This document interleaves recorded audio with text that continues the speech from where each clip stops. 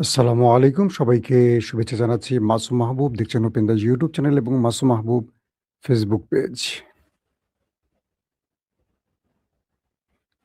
পৃথিবীর যেই প্রান্ত থেকে যারা দেখছেন সবার জন্য শুভকামনা, ভালোবাসা। দর্শক, আন্তর্জাতিক খবরের পাশাপাশি বাংলাদেশের খবরও জানাবো আজকে আপনাদের জন্য। ১ম এ আমি জানাতে চাই বাংলাদেশের আ আ কি বলে আন্তর্জাতিক বিশ্বের কিছু খবর। তারপর বাংলাদেশে প্রেসিডেন্ট নির্বাচনে কি চমক দেখাতে যাচ্ছিল জামায়াত ইসলাম সেটারও কিছু তথ্য আপনাদের তুলে ধরার চেষ্টা করব। ১ম যে খবরটি দিয়ে আসতে চাই সেটা হলো আ আমেরিকার পক্ষ থেকে বলা হয়েছে ইরানকে তারা ঘিরে ফেলছে এবং আ ইরানের যে নৌ অবরোধ মার্কিন যুক্তরাষ্ট্রের সেখানে ইরানকে পুরোপুরি বিচ্ছিন্ন করার তারা কাজ শুরু করে দিয়েছে। বলা হচ্ছে মার্কিন vice president JD Vance Iran সংঘাতে ওয়াশিংটনের মূল উদ্দেশ্য হিসেবে আমেরিকানদের জন্য জ্বালানির মূল স্থিতি স্থিতিশীল রাখা, তেহরানকে পারমাণবিক অস্ত্র অর্জন থেকে বিরত রাখা এবং যুক্তরাষ্ট্রের অবস্থানকে আরও শক্তিশালী করার কথা তুলে ধরেছেন। মার্কিন প্রতিরক্ষামন্ত্রী পিট হেগজেত বলেছেন যে যুক্তরাষ্ট্র ইরানের বিরুদ্ধে তার অবরোধ অনির্দিষ্টকালের জন্য বজায় রাখতে পারে। হরমুজ প্রণালীতে নৌ চলাচল স্বাভাবিক রয়েছে বলে যুক্তরাষ্ট্রের করা দাবিকে ইরানের সামরিক বাহিনী অস্বীকার করেছে এবং জানিয়েছে যে তাদের অনুমোদন ছাড়া কোনো জাহাজ এই হরমুজ প্রণালীতে চলাচল করতে পারছে না। মার্কিন অর্থমন্ত্রী স্কট বেসেন্ট বলেছেন তেহরানকে বিচ্ছিন্ন করার প্রচেষ্টা যুক্তরাষ্ট্র ইরানের বিরুদ্ধে এমন অর্থনৈতিক ব্যবস্থা গ্রহণ করবে যা আগে কখনো দেখা যায়। এটা হলো আজকের একদম লেটেস্ট এইমাত্র আপডেটগুলো আমি মানে আপনাদেরকে একসঙ্গে জানিয়ে দিলাম। বিষয়টা আসলে কোথায় গিয়ে আটকালো? ইরানকে নতুন করে আরো বড়, বড় অবরোধে ফেলার ঘোষণা দিয়েছে মার্কিন অর্থমন্ত্রী স্কট। যে অবরোধগুলো বা যে নিষেধাজ্ঞাগুলো ইরান দীর্ঘদিন পার করে আসছে এগুলো ইরান আমেরিকার আর তোয়াক্কা করছে না। পাশাপাশি আমেরিকা যে বারবার বলছে হরমুজে তাদের কন্ট্রোল আছে এগুলো আসলে সম্পূর্ণ মিথ্যা কথা। ইরান বলছে যে এখনো হরমুজ প্রণালীতে জাহাজ ঢোকা বা বের হওয়ার ক্ষেত্রে ইরানের অনুমতি ছাড়া সম্ভব হচ্ছে না। পুরো কন্ট্রোল ইরানের হাতে আছে এবং তাদের যে president JD Vance vice president তিনি বলছেন ইরানকে কখনোই পারমাণবিক শক্তিধর হতে দেয়া হবে না। এইজন্য আমেরিকার যা করণীয় তারা সব করবে। কিন্তু ভেতরে, ভেতরে আসলে কি চলছে? ইরান কি করে ফেলছে ভেতরে, ভেতরে সেটার একটা গুরুত্বপূর্ণ ব্যাপার। কারণ ইরানের সাম্প্রতিক সময়ে যে বক্তব্যগুলো আসছে, সে বক্তব্যে ইরান যা ইঙ্গিত করছে তাতে করে মনে হচ্ছে ইরান বড় কিছু করতে যাচ্ছে বা বড় কিছু করে ফেলেছে। পাশাপাশি আজকের আরেকটি খবর আসছে, হরমুজ প্রণালী ছাড়ার সময় ড্রোন হামলায় ট্যাংকার ক্ষতিগ্রস্ত হয়েছে। যুক্তরাষ্ট্রের সামুদ্রিক সংস্থা এই তথ্যটি জানিয়েছে। তারা বলছে জাহাজটি সামান্য ক্ষতিগ্রস্ত হয়েছে, নাবিকরা নিরাপদে আছেন বলে জানা গেছে এবং জানিয়েছে UK maritime trade operations. Hormuz প্রণালী দিয়ে বহির্গমনকালে একটি ট্যাংকার ড্রোনের আঘাতে ক্ষতিগ্রস্ত হয়েছে বলে শুক্রবার UK maritime trade operation UKMTO জানিয়েছে। সংস্থাটি একটি সতর্কীকরণ বিজ্ঞপ্তিতে বলেছে যে সামরিক কর্তৃপক্ষের কাছ থেকে প্রতিবেদন পেয়েছে যে হরমুজ প্রণালী দিয়ে বহির্গমনকালে একটি ট্যাংকার চালকবিহীন ড্রোন দ্বারা আঘাতপ্রাপ্ত হয়েছে। জাহাজটি সামান্য ক্ষতিগ্রস্ত হয়েছে, নাবিকদল নিরাপদ ও সুস্থ আছে বলে জানা গেছে এবং পরিবেশের উপর কোনো প্রভাব পড়েনি। এতে আরও বলা হয়েছে যে ঘটনাটি রিপোর্ট করা হয় এভাবে যে সতর্কতা জারি করা হয়েছিল শুক্রবার এবং ট্যাংকারটি পরিচয় জানা যায়নি এবং এ হামলার জন্য কে বা কারা দায়ী সেই বিষয়টি এখন স্পষ্ট হয়নি। পাশাপাশি জাহাজগুলোকে সতর্কতার সাথে চলাচল করতে এবং যে কোনো সন্দেহজনক কার্যকলাপ সম্পর্কে তারা জানাতে বলেছে।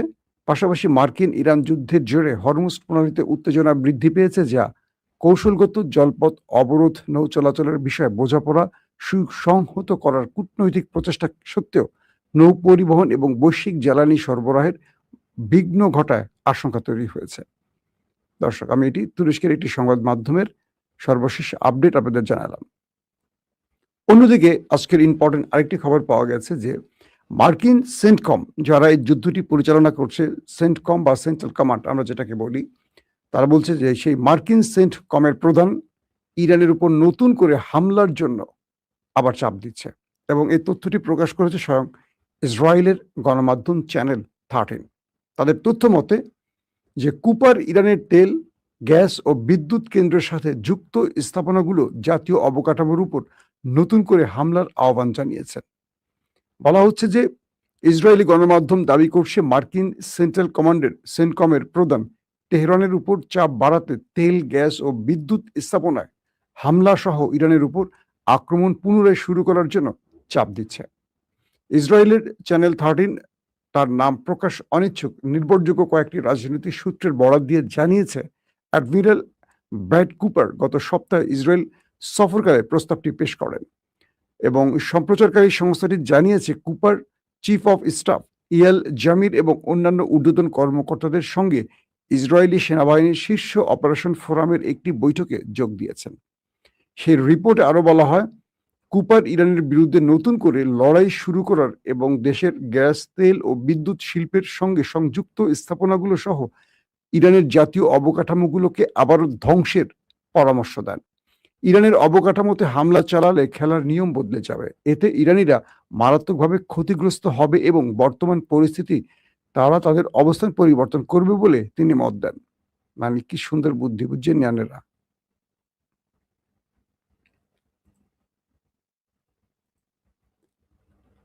এত সুন্দর বুদ্ধি থাকলে তো ভালোই হয়, এরকম বুদ্ধি আমাদের নাই কেন? সেনকম প্রধান ইসরায়েলি সামরিক কর্মকর্তা বলেছেন যে যুদ্ধ পুনরায় শুরু করাই একমাত্র বিকল্প হয়ে উঠতে পারে এবং ইরানের বিরুদ্ধে ইসরায়েলের সঙ্গে যুক্তরাষ্ট্রের যৌথ হামলা চালানোর প্রয়োজন হতে পারে। পাশাপাশি মার্কিন joint chief of staff chairman general Dan কেইনের কাছেও তার অবস্থান তুলে ধরেন এবং প্রস্তাবটি প্রেসিডেন্ট ডোনাল্ড ট্রাম্পের কাছে জানানো হয়েছে।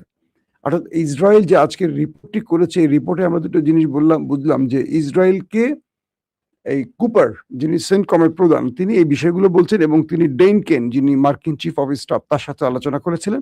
ইরানে আবারও হামলার এই প্রস্তাবগুলো দেয়া হয়েছে, যার ফলে এখন আমেরিকা আবার নতুন করে যুদ্ধ শুরু করবে বা করার একটা প্রক্রিয়ার মধ্যে আছে, এমনটিও বলা হচ্ছে।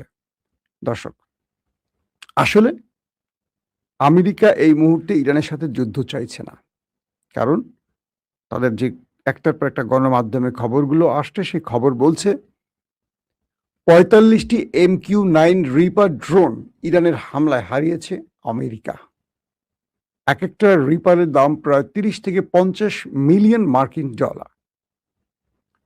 45টাকে আপনি হিসাব করেন, 30 থেকে $50 যদি একটা রিপারের দাম হয়, কত বিলিয়ন ডলার এখানে খরচ হয়েছে। আমেরিকার জনগণের ট্যাক্সের টাকা দিয়ে ইরানে হামলা করতে এসে আমেরিকা যে বিশাল অর্থনৈতিক সংকটে পড়েছে, এটা আমেরিকার গণমাধ্যমগুলো স্পষ্ট করে পৃথিবীকে জানাচ্ছে। পাশাপাশি শুধু এই MQ-9 রিপার নয়, তারা হারিয়েছে তাদের মূল্যবান যুদ্ধ বিমান, হারিয়েছে তারা আকাশ প্রতিরক্ষা সিস্টেমের ব্যাটারি, হারিয়েছে radar system, early warning system, হারিয়েছে তারা প্রতিরক্ষার নানান রকম সরঞ্জাম এবং জর্দান, কুয়েত, কাতার, বাহরাইন এবং আরো কয়েকটি গালফ কান্ট্রিতে থাকা মার্কিন মূল্যবান যুদ্ধাংশ, মানে কি বলো, যুদ্ধাস্ত্র এবং তাদের প্রচুর সেনা হারিয়েছে। এগুলোর মূল্য অনেক। মার্কিন গণমাধ্যম বলছে এই হামলা থেকে ট্রাম্প এখন নিবৃত হতে চায়, বেঁচে আসতে চায়, তবে তিনি একটি এক্সিট রুট চান যেটা সম্মানজনক। অর্থাৎ ইরান এই যুদ্ধে জয়ী হয়ে গেলে কার্যত আমেরিকার পরাজয় হয়ে যাবে। পৃথিবীকে দেখাতে হবে যে এই যুদ্ধে ইরান নয়, আমেরিকা জিতেছে, এমন একটা প্রেক্ষাপট ইরানের কাছ থেকেই আমেরিকা চাইছে। খুব ইন্টারেস্টিং না? আমেরিকা ইরানের কাছ থেকে এমন একটি এক্সিট রুট চাচ্ছে যেখানে পৃথিবীকে ট্রাম্প বলতে পারবেন তিনি ইরানের কাছে বিজয় লাভ করেছেন, কারণ তার এছাড়া আর কোনো পথ খোলা নেই। যদি ইরান এই পথটি তাকে না দেয়, তাহলে তিনি ইরানে নিউক্লিয়ার অ্যাটাক করতে পারেন, এমন হুমকিও দেওয়া হয়েছে। আর ইরান বলছে, যদি তুমি আমার দেশে নিউক্লিয়ার অ্যাটাক করে থাকো, তাহলে মধ্যপ্রাচ্যে তোমার 50,000 সেনা কবরে চলে যাবে, তোমার ঘাঁটিতে ইরানের পতাকা উঠবে, মানে মধ্যপ্রাচ্য দখল করে ফেলবে ইরান। মার্কিন ঘাঁটিগুলো দখল মানে কি, মধ্যপ্রাচ্য দখল করে ফেলবে ইরান। একদম প্রকাশ্যে এরকম থ্রেট দিয়েছে। দর্শক, আসেন বাংলাদেশের কিছু খবর দেই। বাংলাদেশে কে হচ্ছেন প্রেসিডেন্ট, নেক্সট প্রেসিডেন্ট? আমাদের শাহাবুদ্দিন চুপ্পু চুপ করে হয়তো দেশ ছেড়ে চলে গেছেন, বা তিনি আত্মগোপনে আছেন, বা তিনি যেটাই করেছেন এটা নিয়ে আমাদের আর মাথা ব্যথা নেই, তিনি এখন বাতিল মাল। নেক্সট প্রেসিডেন্ট কে? বাংলাদেশের যেই সংবিধান পরিবর্তন বা সংস্কারের বিলগুলো বা খসড়াগুলো হলো প্রফেসর ইউনূসের আমলে, সেখানে বিএনপি, জামাত সহ বাকি যে দলগুলো আছে তারা অনেকে স্বাক্ষর করেছে। কিন্তু এখন পর্যন্ত বিএনপি তার স্বাক্ষরিত বিষয়গুলোকে বাস্তবায়নের পথে হাঁটতে দেখা যাচ্ছে না। রহস্যজনক কারণে এই দাবিগুলো একসময় বিএনপির ছিল, কিন্তু বিএনপি ক্ষমতায় বসে এই দাবিগুলোকে খুব একটা আমলে নিচ্ছে না। তো হঠাৎ করে চুপ্পুকে সরিয়ে দিয়ে নতুন প্রেসিডেন্ট কেন নির্বাচন হচ্ছে, এগুলো নিয়ে অনেক প্রশ্ন আসছে। এতদিন না সরিয়ে এখন কেন, কতদিন পরে না কেন? বলা হচ্ছে আগস্টের ২৭ তারিখের এই সরকারকে অবশ্যই সংবিধান সংস্কার কমিটির যেখানে সিগনেচারগুলো হয়েছে এগুলো বাস্তবায়ন করতে হবে। কারণ সেই কমিশনে এই বিষয়গুলো উল্লেখ আছে। তাহলে বিএনপিকে কি করতে হবে? যদি আগস্টের ২৭ তারিখে ২৮ তারিখ ২৭ তারিখের পরে প্রেসিডেন্ট নির্বাচন করা হয়, সেক্ষেত্রে সংবিধানের ৭০ অনুচ্ছেদ এড়িয়ে যেতে হবে বিএনপিকে। সেই ক্ষেত্রে কি হবে? বিএনপির পার্লামেন্টারিয়ানরা বা সদস্যরা তারা যে কাউকে পছন্দ ভোট দিতে পারবেন। কারণ এটা বাংলাদেশের সংবিধানে নতুন করে সংস্কারের মাধ্যমে যুক্ত করে গেছে প্রফেসর ইউনূসের অন্তর্বর্তীকালীন সরকার। বিষয়টি আপনারা খুব ভালো করে বোঝার চেষ্টা করবেন। তো জামাত কর্নেল অলি আহমেদকে দিয়েছেন তাদের প্রার্থী, বিএনপি দিয়েছে মির্জা ফখরুল ইসলাম আলমগীর। এই তো দুজনই বিএনপির পোড় খাওয়া এবং ডাকসাইটে নেতা। বাংলাদেশের জন্য দুজন, আমি বলব যে ভালো মানুষ। আমার ব্যক্তিগতভাবে দুজনের সাথে ভালো সম্পর্ক আছে। আমি দুজনকে ভালো মানুষ হিসেবে চিনি। এটার ব্যতিক্রম আমি এখন কিছু বলতে চাই না। আবার সোশ্যাল মিডিয়াতে বলা হচ্ছে যে যুদ্ধাপরাধী বা স্বাধীনতা বিরোধী জামাত তারা পেয়েছে একজন মুক্তিযোদ্ধাকে তাদের প্রেসিডেন্ট পছন্দ করেছে। দেখেন কি ইন্টারেস্টিং ব্যাপার। আবার দেখেন যেই দলটি স্বাধীনতার ঘোষণা দিয়েছে বিএনপি, তারা একজন রাজাকার পুত্রকে প্রেসিডেন্ট করতে যাচ্ছে। এটিও সোশ্যাল মিডিয়ার খুব আলোচিত বিষয়। মানে বাংলাদেশের না, ইতিহাসের রাজনীতিগুলো যদি কখনো লিখা হয় এইভাবেই লিখা হবে হয়তো, যে জামাত কিন্তু ৭১-এ যুদ্ধবিরোধী মানে আমাদের ৭১ বা স্বাধীনতার বিরোধী একটা শক্তি, সবাই জানি আমরা। সেই জামাত তারা দিচ্ছে একজন মুক্তিযোদ্ধাকে, মানে কি বলবো, যুদ্ধের মাঠের একজন বীরকে, কর্নেল অলিকে। আর যেই বিএনপি স্বাধীনতা, বিএনপি না, জিয়াউর রহমান স্বাধীনতার ঘোষণা দিয়েছিলেন, তিনি বা তার তিনি না, তিনি তার দল দিচ্ছে মির্জা ফখরুল ইসলাম আলমগীরকে, যাকে বলা হচ্ছে লিস্টেড তার বাবা একজন যুদ্ধাপরাধী ছিলেন বা রাজাকার ছিলেন। এই দুটো নিয়ে তার বাবা কি ছিলেন, তার চেয়ে বড় কথা তিনি কি ছিলেন? তিনি অবশ্যই একজন দেশপ্রেমিক মির্জা ফখরুল ইসলাম আলমগীর, এবং বিএনপির জন্য বা হাসিনা বিরোধী আন্দোলনে দীর্ঘদিন রাজপথে লড়াই করেছেন। খুবই ভদ্র, সফিস্টিক একজন ভদ্র মানুষ। এটা নিয়ে আমি তাকে নিয়ে কোনো বিভ্রান্তিকর তথ্য দিতে চাই না। বাট ইতিহাসের পাতা থেকে তার বাবা রাজাকার ছিলেন, এটা মোটামুটি সবাই জানে। আর কর্নেল অলি কিন্তু মানে একজন বীর ছিলেন, মুক্তিযোদ্ধা ছিলেন। তো দেখেন রাজনীতি কিভাবে পরিবর্তন হয়।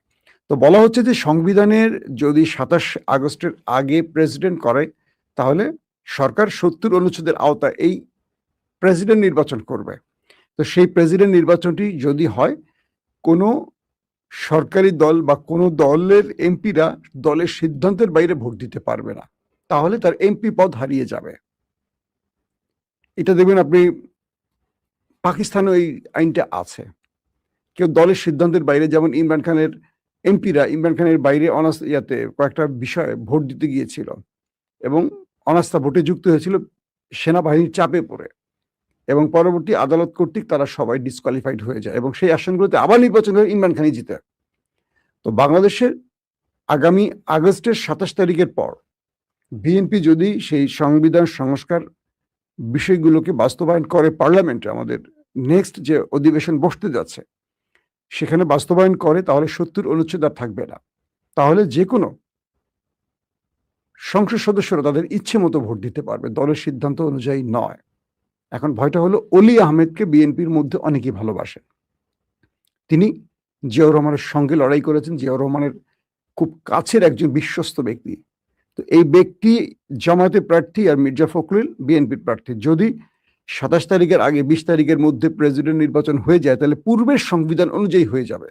২৭ তারিখের পরে হলে বিএনপিকে নতুন সংবিধান সংস্কারের আওতায় এই প্রেসিডেন্ট নির্বাচনটি করতে হবে। সেজন্য বিএনপি মোটামুটি ৭ দিন আগেও প্রেসিডেন্টটি নির্বাচন করে কোনোভাবেই মানে জামাতের প্রার্থীকে বিজয়ের সুযোগ দিতে চাচ্ছে না, কারণ এখানে জামাত খুব দুর্দান্ত চাল দিচ্ছে। বিএনপির সাবেক ব্যক্তিকে এবং জিয়াউর রহমানের ব্যক্তিকে এবং মুক্তিযুদ্ধের ব্যক্তিকে জামাত ট্রাম্প কার্ড হিসাবে ইউজ করে দিয়েছে তাদের পক্ষ থেকে, এবং এই চালেই বিএনপি ধপাস করে পড়ে গেছে। যেই কারণে বিএনপি এখন প্রেসিডেন্ট নিজেদের পক্ষে রাখার জন্য ২০ তারিখের মধ্যেই নির্বাচনটি করতে চাইছে।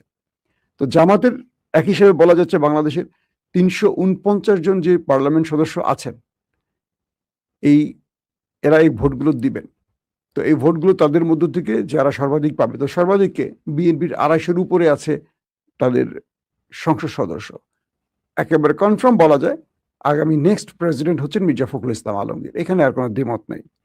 কিন্তু যদি এই নির্বাচনটি ২৭ তারিখের পরে হতো, নতুন সংবিধানের আওতায় হতো, তাহলে ধারণা করা যাচ্ছে যে বিএনপির অধিকাংশ লোকই কর্নেল অলিকে ভোট দিতেন এবং জামাত তারা একজন প্রেসিডেন্ট পেয়ে যেতেন। এটা আটকাবার জন্য একটা বিষয়। আর শেষ যে বিষয়টি হলো, সংবিধান সংস্কার কমিটির এই প্রস্তাবে বিএনপির দুটো আপত্তি ছিল। এক, তারা বলছে যে আস্থা ভোট, আস্থা বা অনাস্থা ভোট, আর হলো বাজেট বিল, এই দুটোতে যেন কোনো সদস্য মানে নিজেদের দলীয় সংসদ সদস্যরা অন্য মানে তাদের সিদ্ধান্তের বাইরে ভোট দিতে না পারে। তাহলে দেখা যাবে যে সঠিকভাবে বাজেটগুলো বাস্তবায়ন করতে পারবে না অথবা সরকার পড়ে যেতে পারে। এটা হলো বিএনপির দাবি ছিল। অর্থাৎ বুঝিয়ে বলছি, ধরেন বিএনপি সরকারের প্রতি আস্থা হারিয়ে ফেলছে অনেক সরকার, ধরেন সেক্ষেত্রে তাদের ২৫০ এমপির মধ্যে যদি ধরেন ১২০ জন বিএনপির বিরুদ্ধে ভোট দিয়ে বসে, বাকি জামাতের সঙ্গে যুক্ত হয়ে যায়, ভোট দিয়ে বসে, তাহলে বিএনপি সরকার পড়ে যাবে ঠাস করে। এইটাই তো, এই জন্য বিএনপি বলছে দুটো ইস্যুতে যেন তাদের সংসদ সদস্যরা বা নিজ দলীয় এমপিরা সিদ্ধান্তের বাইরে ভোট দিতে না পারে। একটা হলো আস্থা অনাস্থা ভোট, যেটা দিয়ে সরকার থাকে বা ফেলে যায়, যেটা পাকিস্তানে হয়েছে ইমরান খানের ক্ষেত্রে, আর একটা হলো বাজেট বিল। তো এই দুটো বিএনপির আপত্তি আছে, কিন্তু জামাত চাচ্ছে সব ক্ষেত্রে ৭০ অনুচ্ছেদ বাতিল হবে এবং এখানে একজন পার্লামেন্ট সদস্য তার ইচ্ছে মতো স্বাধীনভাবে ভোট দিতে পারে। রাষ্ট্রের প্রয়োজনে দলের পক্ষে দিতে হবে এমন না, তার যদি মনে হয় দলের সিদ্ধান্তটা ভুল তাহলে সেই ভুলের বিরুদ্ধে ভোট দিতে পারে, তার যদি মনে হয় এই সিদ্ধান্তটা রাইট তাহলে তিনি পক্ষে ভোট দিতে পারে, তার সেই ভোট দেওয়ার অধিকার দিতে হবে এই বিষয় নিয়ে। তো ২০ তারিখে যদি প্রেসিডেন্ট নির্বাচন হয়, আমরা মির্জা ফখরুল ইসলামকে কনফার্ম ধরে নিচ্ছি তিনি প্রেসিডেন্ট হচ্ছেন। আরো কিছু পরিবর্তন আসছে, তার স্থলাভিষিক্ত হচ্ছেন এলজিআরডি ডিপার্টমেন্টে আমাদের সালাউদ্দিন ভাই, আর আমার খুবই প্রিয় মানুষ, তার সাথে আমার দীর্ঘ লড়াই সংগ্রাম আন্দোলনের ইতিহাস আছে, যিনি আমাদের স্বরাষ্ট্রমন্ত্রী হচ্ছেন, বুঝছেন তো, আমাদের অ্যানি ভাই, শহীদুদ্দিন চৌধুরী অ্যানি ভাই, তার সাথে অনেক হিস্ট্রি আছে, বলবো একদিন আপনাদের, মজার মজার হিস্ট্রি আছে অ্যানি ভাইয়ের সাথে। আওয়ামী লীগের ভয়াবহ দিনগুলো আমরা একসাথে পার করেছিলাম অনেকভাবে। অ্যানি ভাই আমাকে কিভাবে সেভ করছেন, আমি কিভাবে অ্যানি ভাইকে সেভ করছি, সেই হিস্ট্রিগুলো আপনাদের বলবো। মানে লন্ডন পালিয়ে যাওয়ার আগের হিস্ট্রিগুলো আছে কিছু মজার মজার। তো আমি বিশ্বাস করি আমাদের শহীদুদ্দিন চৌধুরী অ্যানি ভাই একজন যোগ্য স্বরাষ্ট্রমন্ত্রী হবেন, দলের জন্য, দেশের জন্য খুব ডেডিকেটেড একজন ব্যক্তি, তরুণদের জন্য খুব বলবো কি পজিটিভ একজন ব্যক্তি। তো সবকিছু মিলে আগামী রাজনীতিতে জামাত বিএনপিকে একটু টাফ টাইম দিবে বোঝা যাচ্ছে, এবং এই অনুচ্ছেদগুলো বা সংবিধান সংস্কারের অনেকগুলো বিষয় বাস্তবায়ন হয়ে গেলে মাঠে বোধহয় খুব হার্ড লাইনে জামাত আসতে পারে। আর যদি গণভোটের যে বিষয়গুলো পুরোপুরি বাস্তবায়ন হতো তাহলে আমার মনে হয় বাংলাদেশ একটা সঠিক পথ পেত, কারণ সরকারি দলের বিরোধী দলের মধ্যে যে প্যারালালি রিলেশনটা বা ক্ষমতার ভারকেন্দ্রটা এক পক্ষে না গিয়ে দুই পক্ষের মাঝে সমান্তরাল থাকা, এই জায়গাটি খুব গুরুত্বপূর্ণ ছিল। সেই ক্ষেত্রে আমার মনে হয় আজকে বিদ্যুৎ সংকটে আমাদের ভুগতে হতো না, রাজনৈতিক কুট কালচার আমাদের পড়তে হতো না, বাংলাদেশ সঠিক পথটা ফিরে পেত। তাই বলছি গণভোটের পক্ষে থাকা উচিত এবং গণভোটের যে বিষয়গুলো ছিল এগুলো সরকারের বাস্তবায়ন করা উচিত, যাতে আগামীর বাংলাদেশ একটা সুন্দর বাংলাদেশ হিসেবে প্রতিষ্ঠিত হতে পারে। প্রত্যেকে ভালো থাকবেন। আল্লাহ হাফিজ।